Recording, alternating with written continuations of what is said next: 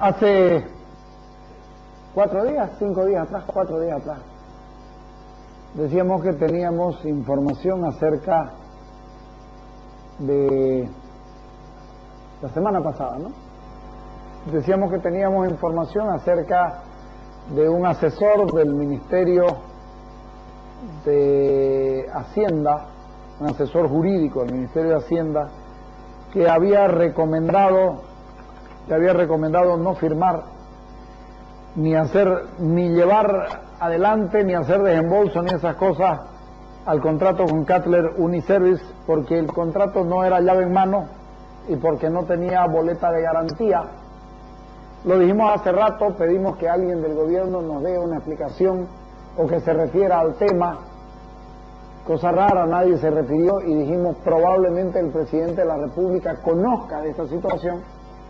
No nos contestaron, dimos el nombre del doctor Malky, intentamos conseguir un contacto con él, hemos estado toda la tarde llamándolo, no sabemos nada, no pudimos comunicarnos con él, tenemos un teléfono que vamos a seguir insistiendo y si se lo cambian el teléfono les garantizo que lo vamos a conseguir el teléfono, pero el tema es que no hemos podido hablar con él, pero la señora Nardi Suxo, el día de ayer, nos dio una pista y como que nos da a entender que lo que dijimos tiene gran parte de certidumbre y un alto nivel en todo caso de certidumbre. Ponerla a la señora Suxo. Nosotros tenemos conocimiento de que incluso hay observaciones que se habrían hecho de parte del ministro de Hacienda cuando se instruían los desembolsos. Tenemos conocimiento de que hay observaciones de parte del ministro de Hacienda cuando se iban a hacer los desembolsos. ¿Recibió el informe de Malky, el ministro de Hacienda? ¿O qué fue lo que pasó? ¿Es cierto que el presidente de la República preguntó quién es ese Malky? ¿Por qué se opone a un gobierno revolucionario? ¿Por qué se opone al cambio y por qué se opone a que logremos el progreso? Seguimos sin respuesta y pasa una semana. Lo mismo pasó con el famoso taladro, ¿te acordás? Y resulta que el famoso taladro, al final resultó exactamente lo que nosotros habíamos dicho, que el taladro era chino, que tenía problemas, que no lo iban a poder armar, etcétera, etcétera, absolutamente todo. Entonces, uno se preocupa cuando las cosas vienen por ese lado. No hay cómo no preocuparse. ¿Conocía el presidente el informe o no lo conocía? ¿Sabía el presidente el informe o no sabía el presidente de la República el informe? La ministra anticorrupción, la ministra de la transparencia, dice, el ministro Arce sabía de irregularidades y de anormalidades y que las había hecho notar. ¿A quién le hizo notar? ¿A Santos Ramírez y no al presidente de la República? Si el presidente de la República no le dijo, es decir, si el ministro Arce Catacora no le dijo al presidente de la República, hey, Santos no me hace caso, no es culpable, igual por no haberse impuesto cuando necesitaba imponerse, porque al final de cuentas el ministro es un secretario del presidente encargado de una determinada cartera o de una determinada área y el otro es presidente de una institución del Estado o de una empresa del Estado que tiene que trabajar muy de cerca con el Ministerio de Hacienda, que ahora tiene otro nombre. ¿Qué fue lo que pasó? Y le voy a dar otro dato hablando de taladros. Hay un taladro que la empresa Chaco contrató de la Price, una empresa americana. Era un contrato para poner otra torre, o sea, otro taladro en Carrasco, en Cochabamba. La torre está puesta en Carrasco, en Cochabamba, pero resulta que el taladro no funciona, y cuando ustedes se enteren por qué no funciona el taladro, vamos a entender que estamos en problemas graves como bolivianos. No hay diésel para que el taladro funcione. Se está perdiendo entre 10 y 15 mil dólares al día, porque ese taladro hay que pagarlo por los días que está, porque los contratos son así. Y no hay diésel para orar. O sea, nuestro problema es tan grave que si se oraba en Carrasco, ya saben que hay petróleo. Va a haber petróleo y va a haber gas. Y estando en Carrasco va a haber gas licuado. O sea, era cuestión de empalmar y entubar, ¿verdad o no, chavo? Pero resulta que no se puede hacer eso porque no hay diésel para hacer funcionar el taladro que va a sacar el petróleo, y entonces estamos cagados de verdad porque se cerró el círculo. O si ustedes quieren, se abrió el círculo completamente y no hay posibilidades. Y por favor le pedimos que nos desmientan, por favor le pedimos al gobierno que nos desmienta, o a Yacimientos, que no es cierto lo que nosotros estamos diciendo, porque la información que tengo es que es absoluta y totalmente cierta. Entonces estamos en problemas de verdad y el ministro no dice nada y tampoco soluciona el problema. Y estamos perdiendo entre 10 y 15 mil dólares al día, no sé exactamente la cifra. Y el ministro Villegas no da cuenta de esa situación, porque eso también es un problema para el Estado boliviano. Entonces, ¿en qué estamos? ¿Qué hace Villegas ahí? ¿Qué hace Arce Catacora? Nosotros hemos dicho que Arce Catacora puede tener responsabilidad también. Villegas las tiene, era ministro, ¿verdad? Villegas tiene responsabilidades también. Fue ministro de hidrocarburos. Señores, esto está muy mal. Esto está muy mal. Le voy a dar otro consejo al ministro Villegas. Conociendo el currículum, en realidad el prontuario de Santos Ramírez, porque ya no es currículum, es prontuario, le recomiendo que vean el tema de las acciones que le compraron a los ex trabajadores o a los que tenían acciones en Transredes y en Andina, Transredes, Andina y Chaco, porque el tema viene más o menos así. Las acciones que estaban en manos de particulares de Transredes y de Andina costaban entre 42 y 43 dólares, no estoy muy acertado, pero $1, yo sé que $1 hace aproximadamente. Hay un teléfono que está sonando por ahí y que nos está perjudicando, ¿no? Ok, ya. Las acciones estaban entre 42 y 43 dólares, las de Transredes y Andina, y Yacimientos, por cosas que uno no sabe, pagó 31.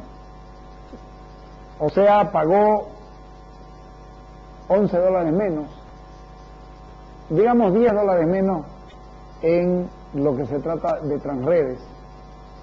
Y en Chaco estaban valuadas en 29 dólares y se pagó 21 dólares, o sea, $9 menos. Digo,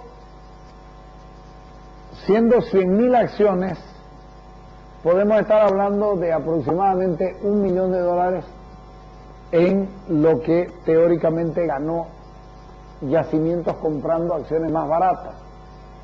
El consejito que le doy al ministro de Hidrocarburos es que vea en cuánto están ingresadas esas acciones a Yacimientos y si están las 100.000 acciones que se compraron o no.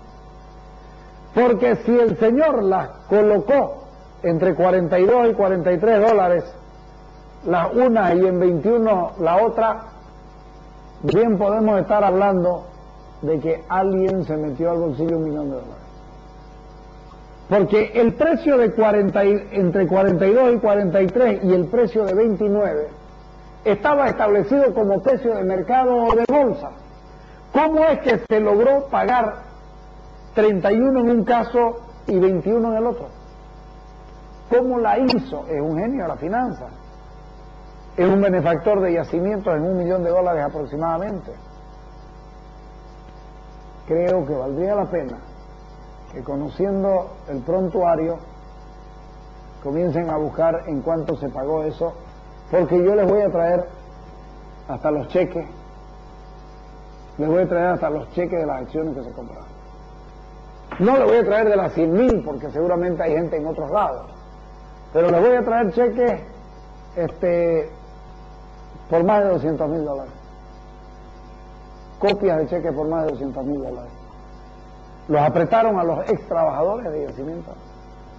Los apretaron.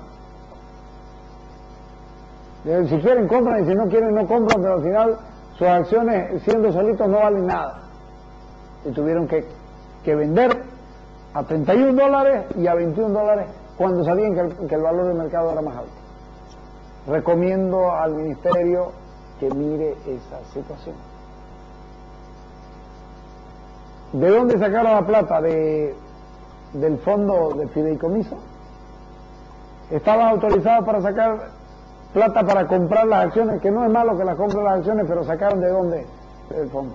Del fondo de fideicomiso. Vaya hombre, resulta que Gonzalo Sánchez Lozada lo hizo bien en este país. Resulta que Tuto Quiroga lo hizo bien, que Hugo Banzer lo hizo bien, que Carlos Mesa lo hizo muy bien y que Rodríguez Bercé también. Comunicado del Ministerio de Economía y Finanzas Públicas, la verdad sobre el fideicomiso de $45 millones para yacimientos, con el propósito de dejar claramente establecido, no logró dejarlo establecido, no se puede leer bien, déjalo más. No se ha dejado claramente establecido. Hay más dudas ahora con lo que dijo la ministra Suxo y con las declaraciones que hizo el ministro Arce Catacora. Hay más dudas ahora que antes.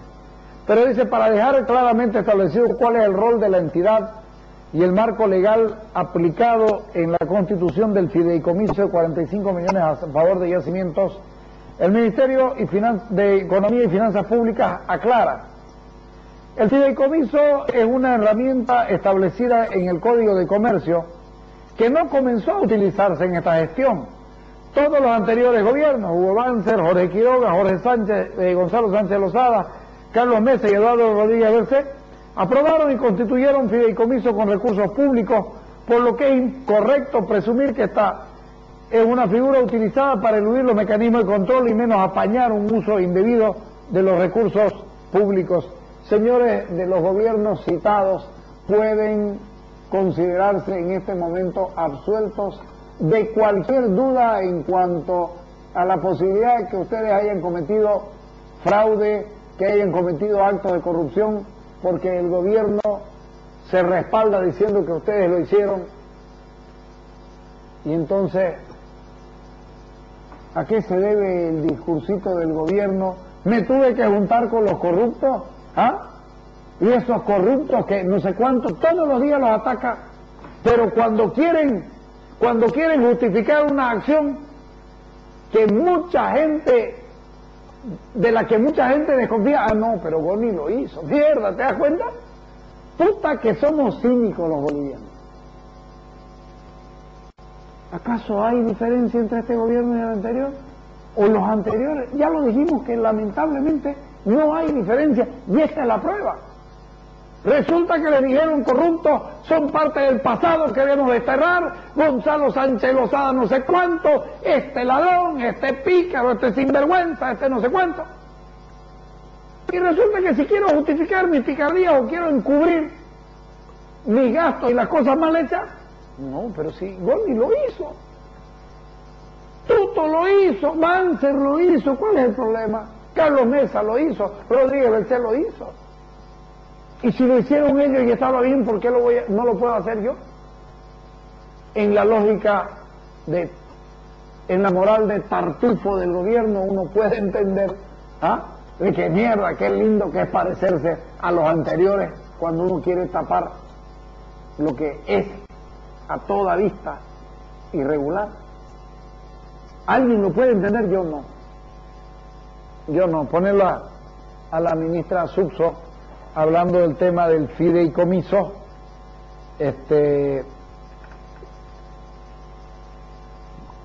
muy dura, dale.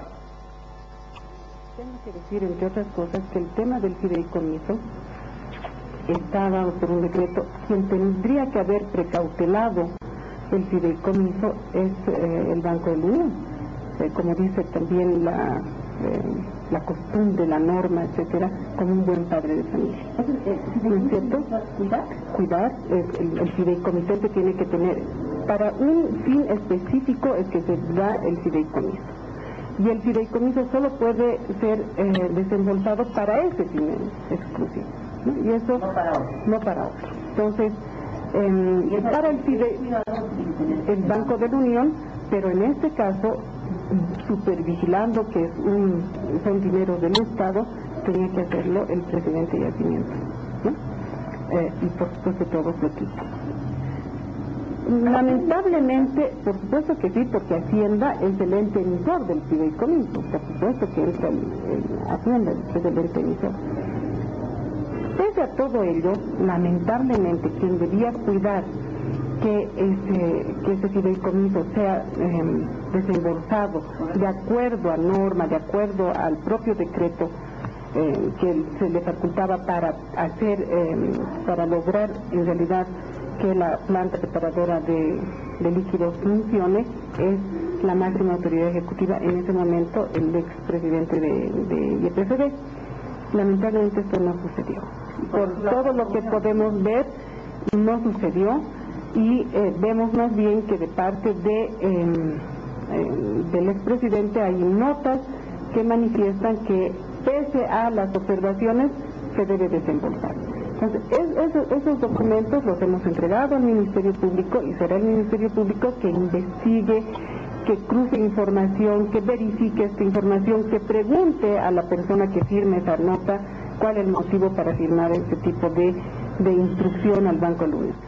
Es clarísimo, cuando miramos el informe de la Unidad de Investigaciones Financieras y vemos que de la cuenta del fideicomiso se le ha desembolsado más de 3 millones a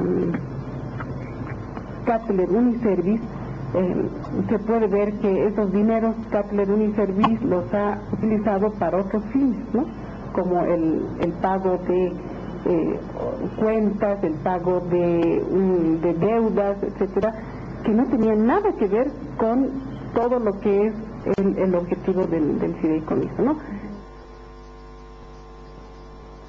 El ministro Arce Catacora, en una carta muy confusa y rara, tratando de deslindar su responsabilidad, dicho en términos criollos, sacándole la nalga a la aguja, amenazó a Jorge Tejerina y a Rocío Bernal con iniciar acciones legales, si acaso no rectificaban, no sé qué.